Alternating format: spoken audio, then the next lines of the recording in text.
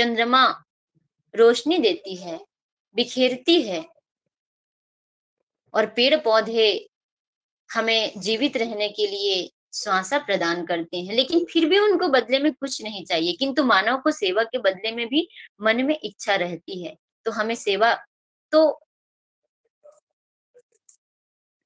उस पेड़ पौधों की तरह करनी चाहिए, उस नदी की तरह करनी चाहिए।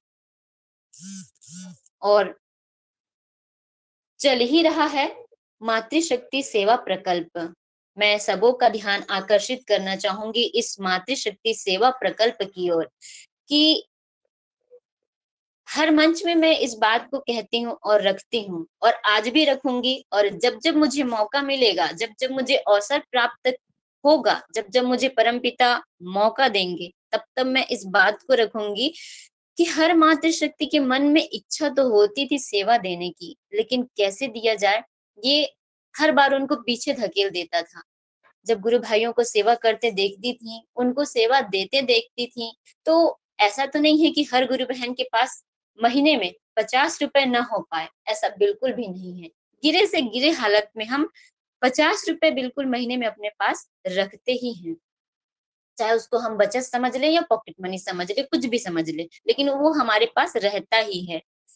तो मन में तो सबके था, लेकिन किसी के पास विवेक नहीं जाग रहा था कि हम इसको किस तरह से सेवा दे दें, या किस तरह से इस सेवा को सही जगह पे लगाएं, इस पैसे का उपयोग सही जगह हो पाए। तो परमात्मा ने बात सुनी और परमात्मा तक पहुंची, और हरी झंडी मिल गई कि मातृशक्ति सेवा भी होनी चाहिए। मैं यदि सोचूं कि मैं 10,000 शौर्यवेद महामंदिर धाम में लगा दूं, तो मेरे पास एक के लिए बहुत ज्यादा बर्डन हो जाएगा, नहीं कर पाऊंगी। लेकिन मैं उसी चीज को मैं इस क्षेत्र के पूरे गुरु बहनों से 50-50 रुपए ले लूं या 100-100 रुपए ले लूं, तो मेरा काम आसान हो जाएगा। उनका भी सेवा वहां पे लग जाएगा और मेरा भी सेवा लग जाएगा, मेरे भी मन की इच्छा पूरी हो जाएगी। इसी तरीके से सेवा तो शुरू हो गया है, लेकिन पहुंचाना कैसे है घर घर तक, क्योंकि जिस घर में गुरु भाई है अवश्य उस घर में गुरु बहन है। ऐसा तो हो नहीं सकता कि कोई गुरु भाई उपदेश लिया है और उसके घर में कोई भी गुरु बहन उपदेश नहीं ली है। सपोज कि नहीं ली है, क्योंकि कई कई बार हमें देखने को मिलता है कि सिर्फ गुरु भाई ही उपदेश लिए हैं, उनके घर में बाकी कोई सदस्य उपदेश नहीं लिया है। तो वो कहते हैं हमारे घर में तो कोई उपदेश लिया नहीं है, तो जब उपदेश नहीं लिया है तो सेवा कैसी। लेकिन यहाँ पे गुरु बहनों हमको इस सेवा के महत्व को समझाना पड़ेगा कि हम 1 रुपए भी उस महामंदिर के निर्माण के लिए सेवा करेंगे, 1 रुपए की भी सेवा हमारी वहां पे जाती है, तो हमारे जो प्रारब्ध रहते हैं, हम पे जो समस्या आने वाली रहती है, वो किस तरह से टलती है।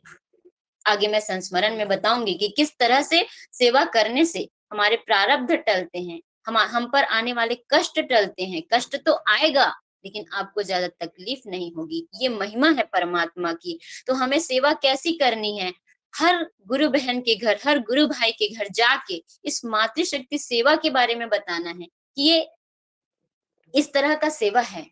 और आप 100 रुपए नहीं दे सकते तो 50 रुपए ही महीने में दीजिए, लेकिन दीजिए।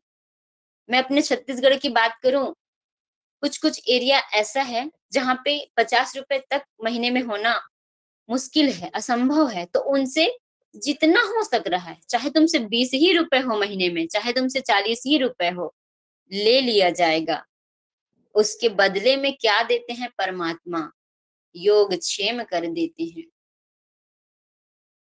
दुख आने वाला रहता है उसको काट देते हैं, कष्टों से बचा लेते हैं। ये होता है सेवा का महत्व, सेवा का तात्पर्य।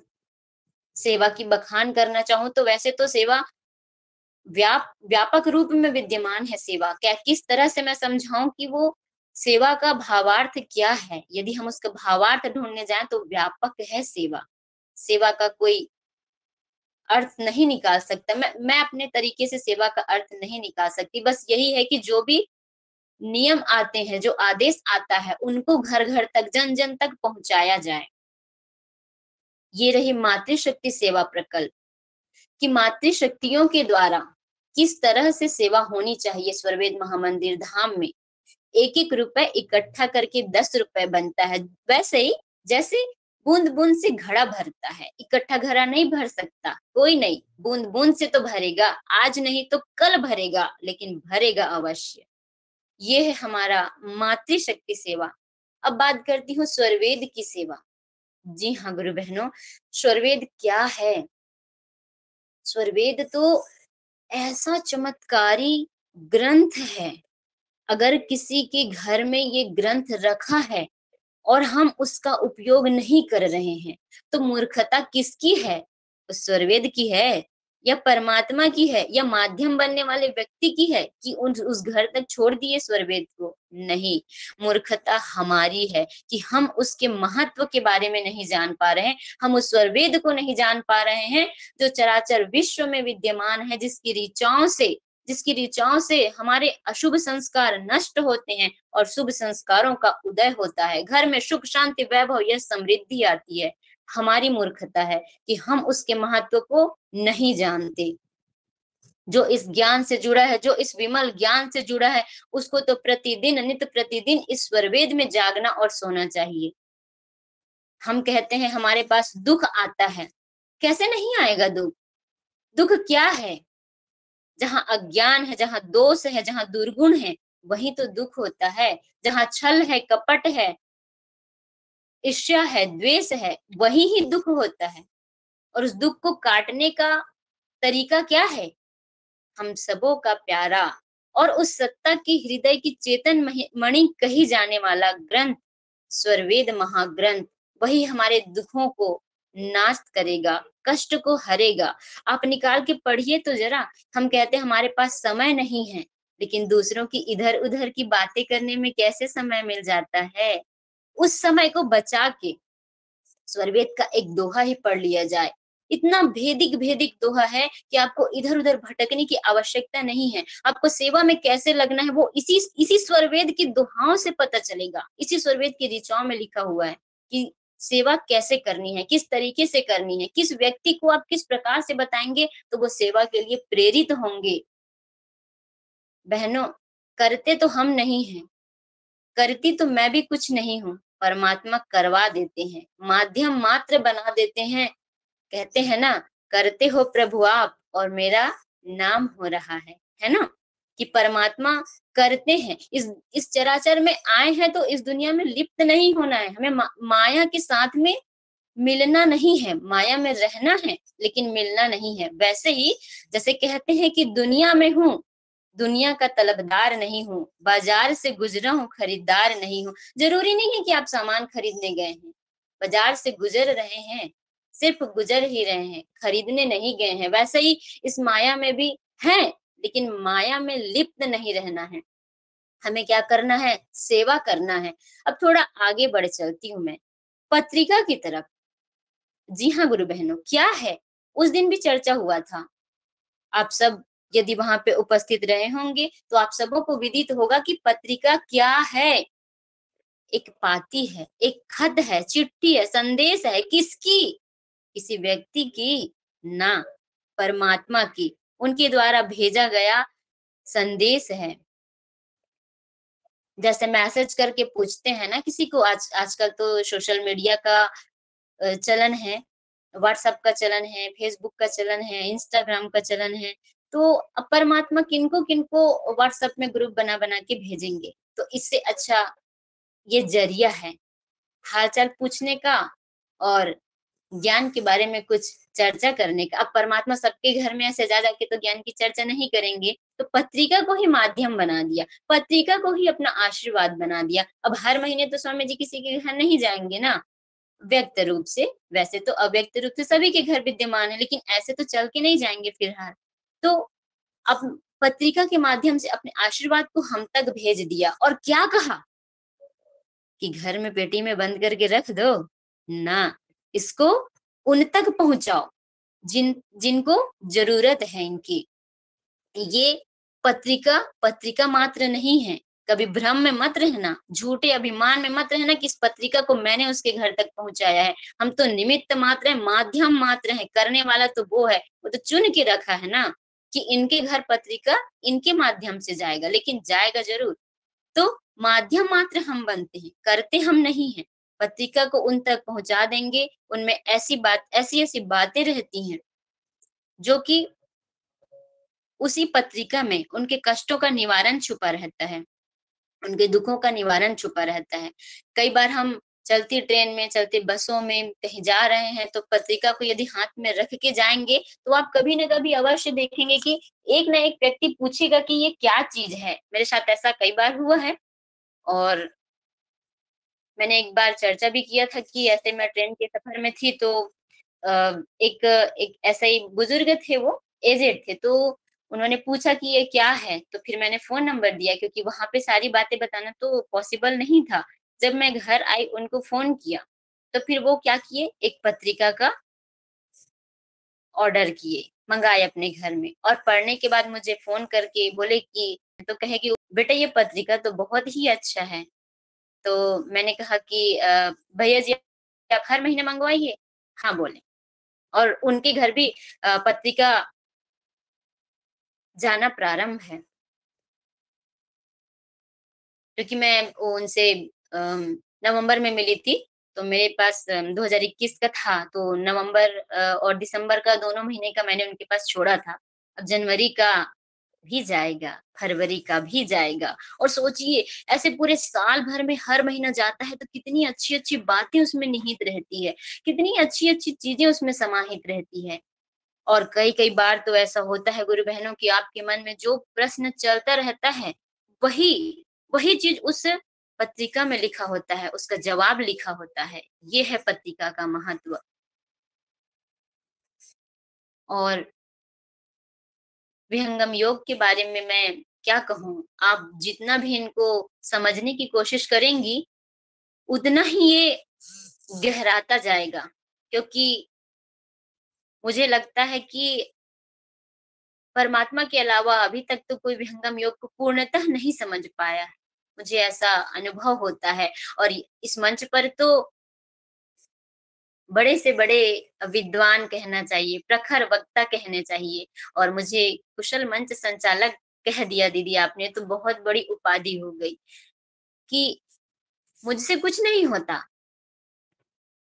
मेरे साथ ऐसा होता है कि मैं लिख के बैठी रहती हूँ, वो बगल में लिखा रखा रहता है, लेकिन मैं बोलती आंख बंद करके हूँ, और उसमें क्या लिखा है नहीं पता, और मुंह से अलग चीज और लिखा रहता है अलग चीज। ये होता है विहंगम योग का महत्व, ये होता है उस परमात्मा की दया, उनका आशीर्वाद। जब आप अपना समर्पण कर देंगे कि हे प्रभु, आपके सिवा इस धराधाम में कोई नहीं है मेरा,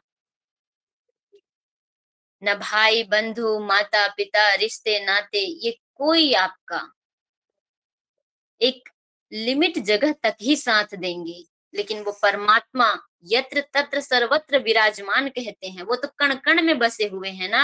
आप जहां भी चले जाएं वो आपके साथ रहेंगे, छोड़ेंगे नहीं आपको। कहते हैं हमने गुरु का हाथ पकड़ा ना, गलत, गुरु ने हमारा हाथ पकड़ा है। हम पकड़े रहते तो मजबूती रहती है क्या, नहीं रहती। परमात्मा पकड़ते हैं तो उसमें मजबूती रहती है। और एक बात कि संतों के साथ में रहने से उनका असर आप में दिखने लगता है। जैसे कि आप किसी ऐसे गुरु भाई या ऐसे गुरु बहन के साथ में रहिए, 5 दिन भी आप यदि उनके साथ में रहेंगे तो उनका गुण आप में अवश्य ही कुछ ना कुछ तो आएगा। 10 नहीं आएगा, 8 ही गुण आएगा, लेकिन आएगा अवश्य। वैसे ही जैसे हम इत्र जो रहता है, जिसको परफ्यूम कहा जाता है, तो यदि उसके फैक्ट्री में हम घुस जाएं और वहां से हम निकले तो खुशबू आएगी कि नहीं आएगी, अवश्य आएगी। क्यों, क्योंकि हम वहां से गुजरे हैं, उसका गुण आया ना हमें। हमने खरीदा क्या, नहीं खरीदा, हमने लगाया क्या, नहीं लगाया, इस्तेमाल भी नहीं किया, लेकिन फिर भी हमारे अंदर आ रही है। ये प्रभाव करता है, ये प्रभावित गुण है। लेकिन ये कैसे आएगा, सिर्फ आप संतों के साथ में रह जाएंगे, उनकी वाणी को पकड़ेंगे नहीं, इससे नहीं आने वाला। स्वरवेद को भी साथ में आपको लेना ही पड़ेगा। स्वरवेद का पठन पाठन भी आपको करना ही पड़ेगा, सेवा को भी निरंतर आपको चलाना ही पड़ेगा। बिना सेवा के परमात्मा की प्राप्ति तो नहीं होती, मुझे लगता है। और जितना अधिक से अधिक सेवा किया जाए, समय समय की मांग क्या है, अभी की समय क्या मांग कर रही है। सेवा तो बहुत आते हैं, बहुत प्रकल्प है सेवा के। अभी आप जब पूछेंगे वरिष्ठ गुरु भाइयों से, तो इतनी सारी सेवाएं हैं कि सभी सेवाओं को सुन के आपका माइंड ही कहने लगेगा कि कौन सी सेवा करें, कौन सी छोड़ें, क्योंकि हमें तो करना सेवा ही है, लेकिन कौन सी करें। और रही बात की मातृशक्ति सेवा की, तो एक उदाहरण देना चाहूंगी मैं कि यदि कुत्ता आपके पास आएगा, आप उसको पत्थर मार के भगा देंगे। कोई सर्प आएगा, स्नेक, सांप, उसको भी आप डंडे से मार के भगा देंगे, लाठी से मार के भगा देंगे।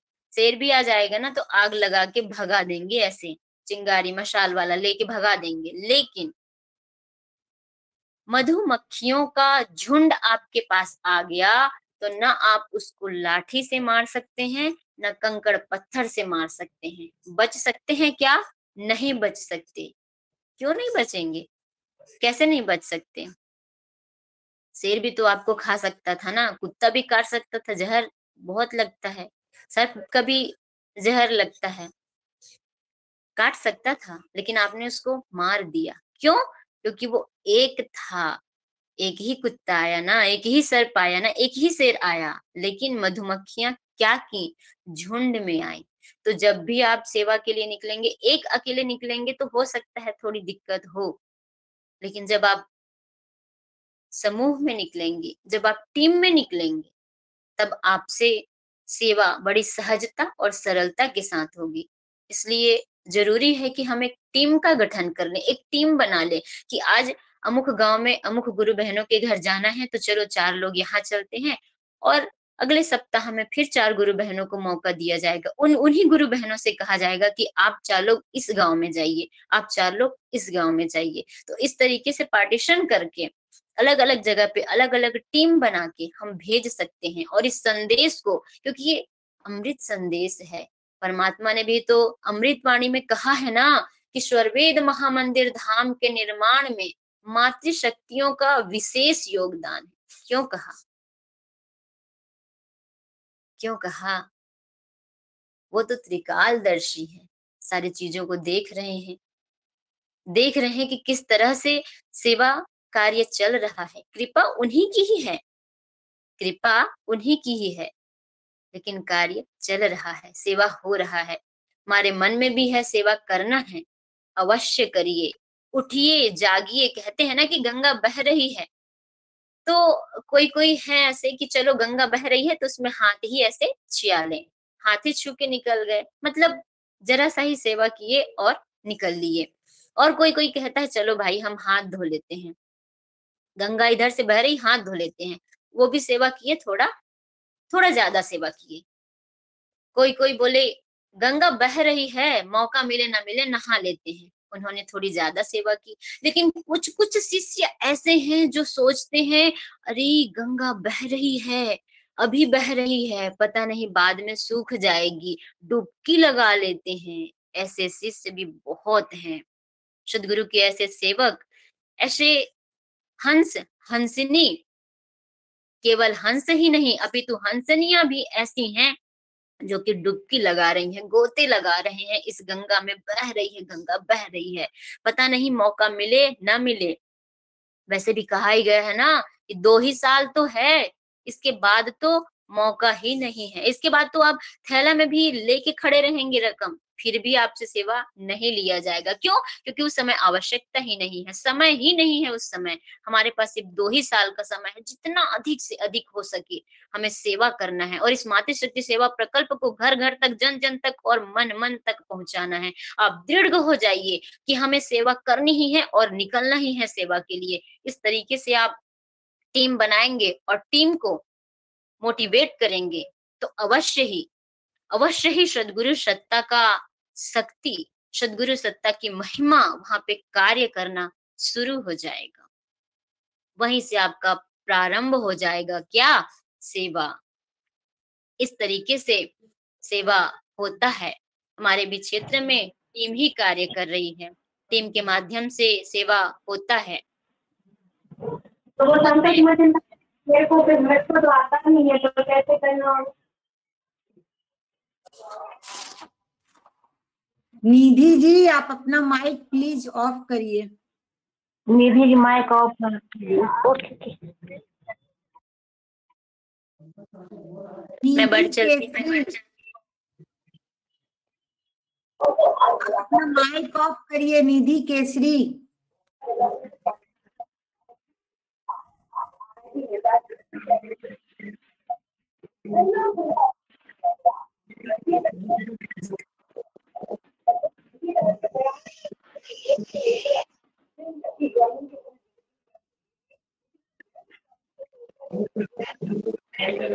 जिनका माइक ऑन है कृपया एक बार माइक चेक कर लें, ऑफ कर लें माइक को।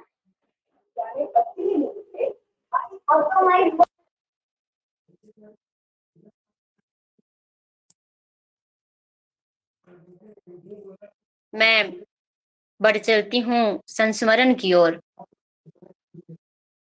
एक संस्मरण जरूरी होता है हर वाणी में, क्योंकि सेवा, स्वरवेद, पत्रिका, मातृशक्ति सेवा और समस्त सेवा तो हो ही गया।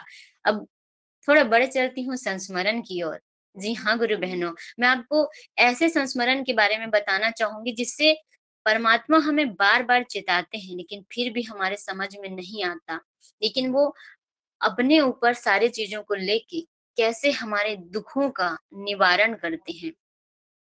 मैं जुड़ी तो हूँ अभी अभी इस विहंगम योग में, इस विमल ज्ञान से मुझे ज्यादा दिन नहीं हुआ है जुड़े, लेकिन फिर भी मुझे उस परमात्मा का ऐसा साक्षात्कार हुआ है जिससे मुझे लगता है, मैं बढ़ चलती हूँ संस्मरण की ओर, कि मैं बता रही थी कि मैं बहुत कम ही समय मुझे हुआ है, लेकिन साक्षात्कार मुझे परमात्मा का हुआ कि वो सभी जगह विराजमान है और वाकई में वो ही भगवान है, वो ही सदगुरु है और वो ही प्रभु है। कैसे कि मैं नॉर्मली, फोटो तो तीनों स्वामी जी का था, जो अक्षर मंडल का फोटो होता है जिसमें कबीर साहिब जी, बड़े स्वामी जी, श्री धर्मचंद्र देव जी महाराज और वर्तमान सत्ता और संत श्री और छोटे सरकार थे, वो वाला फोटो मेरे पास था, तो मैं उसी को ही रखी थी। और जब हार चढ़ाती थी तो पूरे फोटो में जो A4 साइज का फोटो रहता है, मैं पूरे फ्रेम में चढ़ा देती थी। बहुत दिन से मन था, सभी के घर में देखती थी कि इस फोटो को मुझे चेंज करना है, अलग अलग करना है। तो मैं हर जगह देखती हूँ कि वर्तमान आचार्य श्री को हार नहीं चढ़ाया जाता, ये मैं समझती हूँ और जानती भी हूँ, लेकिन फिर भी बार बार वही गलती मुझसे होती थी। मैं सोचती थी कि इसको मुझे आज चेंज करना है, कल चेंज करना है, आज चेंज करना है, कल चेंज करना है। नहीं हो पाया, समय ऐसा कुछ था कि मैं चेंज नहीं कर पाई थी।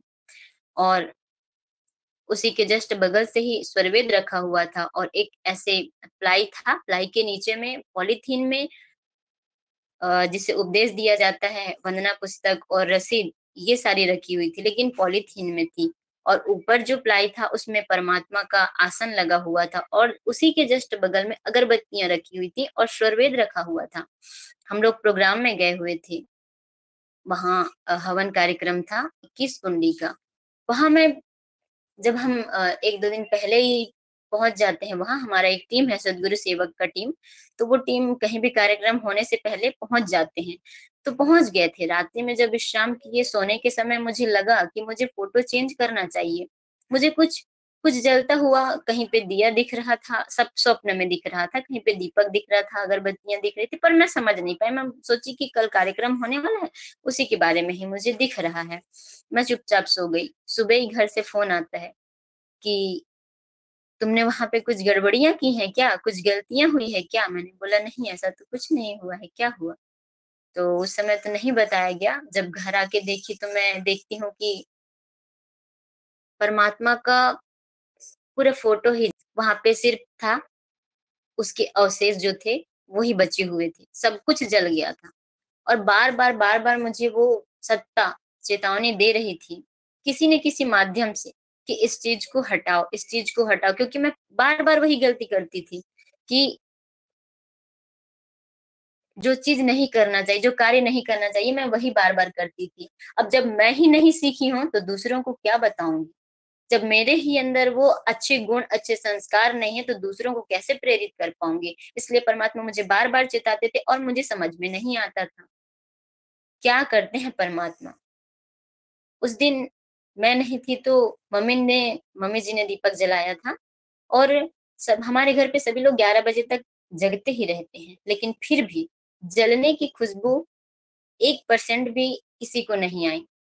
और जला था क्या?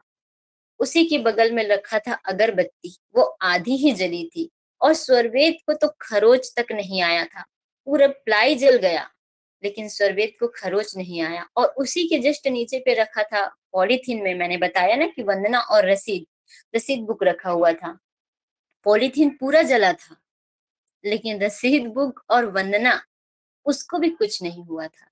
सब आश्चर्यचकित कि ऐसे कैसे संभव है, कि ये क्यों हुआ। और मैं आई और देखी और मैं अपना सर पकड़ के रोने लगी कि परमात्मा ये क्या हो सकता है कुछ बड़ी समस्या आने वाली रही होगी, उसको आपने ले लिया। मुझे बार बार चिता रहे थे लेकिन मैं समझ में नहीं पा रही थी। तुरंत दूसरे दिन तीनों स्वामी जी का, तीनों स्वामी जी का और कबीर साहब का फ्रेमिंग करवा के लाई और अलग अलग रखी। ये होता है, परमात्मा बार बार हमें चेताते हैं, लेकिन हमें समझ में नहीं आता कि हमारे ऊपर कितनी बड़ी संकट आने वाली रहती है। उसके लिए आघात करते रहते हैं, करते रहते हैं, लेकिन फिर भी हम तो मूर्ख हैं ना, कैसे समझेंगे? इसीलिए कहती हूँ बहनों कि परमात्मा कभी कभी ऐसा होता है, बहुत सारी चीजें रहती हैं जो संकेत देते हैं। बार बार यदि किसी चीज के लिए संकेत कर रहे हैं तो चेत जाइए और समझ जाइए, क्योंकि वो सत्ता त्रिकालदर्शी है, सब कुछ देखती है, सब कुछ जानती है। और हम यदि उनकी बातों का ध्यान नहीं देंगे, उनकी बातों को समझ नहीं पाएंगे, तो दुनिया के लोगों की बातों को समझने का भी कोई महत्व नहीं है। और एक बात और कहना चाहूंगी कि सदगुरु के चरणों में प्रेम करिए। जब आप प्रेम करेंगे तभी आप उनके प्रति सेवा कर पाएंगे, तभी हम हमारा जितना भी प्रकल्प है वो पूरा हो पाएगा। और सेवा के महत्व को मातृशक्ति के अलावा तो वैसे तो समझते सभी हैं, लेकिन मातृशक्ति से ज्यादा और कौन समझ सकता है? और मातृशक्ति के बारे में कहना भी क्या, इतने सारे हमारे भारत देश में मातृशक्तियां हुई है जिनके बारे में तो सब जानते ही हैं। किसी को किसी से अवगत कराने की आवश्यकता ही नहीं है। मैंने कहा कि मातृशक्ति सेवा प्रकल्प की आधार स्तंभ कहे जाने वाली हमारी दीदी श्रीमती रमा सिंह जी और उनकी फ्रेंड दीदी, तो उनको भी कहीं ना कहीं से प्रेरणा मिला, कहीं ना कहीं से मन में हुआ कि हमें ये शुरू करना चाहिए। आपको भी कहीं ना कहीं से प्रेरणा मिला, मुझे खुद दीदी से ही प्रेरणा मिला। ये सारी माते शक्तियां यहाँ पे कार्य कर रही हैं। इसी तरह से हमें मिलजुल के कड़ी बना के कार्य करना है।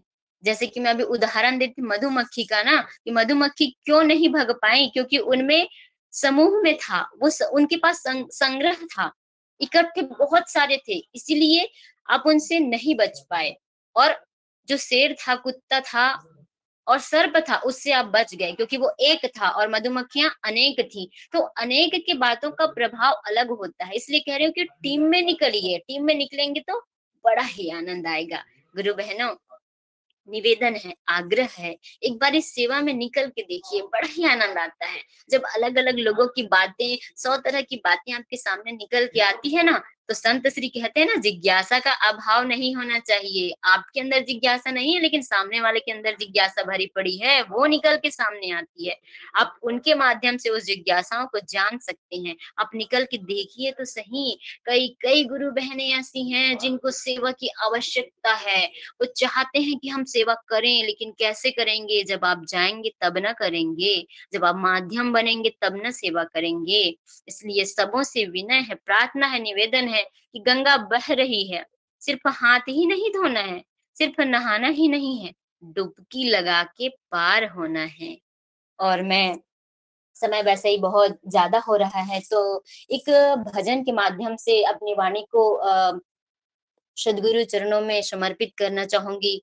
बहुत ही प्यारा सा भजन है कि मेरे अंदर तो कुछ है ही नहीं, तो कैसे मुझे पार करोगे परमात्मा, आपके ही द्वारा रचित शब्द प्रकाश का एक बहुत ही प्यारा सा भजन है। आइए हम सब श्रवण करते हैं। प्रभु जी कैसे करी हो पार, प्रभु जी कैसे करी हो पार, नहीं संतोष क्षमाशील मोरे, नहीं कछु बुद्धि विचार, ज्ञान विराग एक नहीं मोरे, ज्ञान विराग एक नहीं मोरे, नहीं कछु कर्म आचार, प्रभु जी कैसे करी हो पार, काम क्रोध मद लोभ माया, रोम रोम बसत विकार, सकल गुण कहाँ ले बरणो, सकल गुण कहाँ ले बरनो, पार न वर्ष हजार, प्रभु जी कैसे करी हो पार, विषय माया प्रबल स्वामी, सुर नर मुनि सब हार, ब्रह्मादिक सन कादिक हारे, ब्रह्मादिक सन कादिक हारे, मैं कैसे पई हूँ पार, प्रभु जी कैसे करी हो पार, कौन विधि तब पद के सुमिरो, कौन विधि तब, कौन विधि तब पद के सुमिरो, मैं अति नीच गंवार, गिरे सदा फल शरण में तेरो, गिरे सदा फल शरण में तेरो, पालक नाम तुहार, प्रभु जी पालक नाम तुहार, प्रभु जी कैसे करी हो पार, कैसे करी हो पार, प्रभु जी कैसे करी हो पार। अंत में सुख शांति सबको मिले, यह उपदेश हमार, सारा विश्व हमार है, हम हैं सब संसार, हम हैं सब संसार। इन्हीं शब्दों के साथ मैं अपनी वाणी को सद्गुरु सत्ता में समर्पित करती हूँ। प्रेम से बोलिए सद्गुरुदेव भगवान की जय।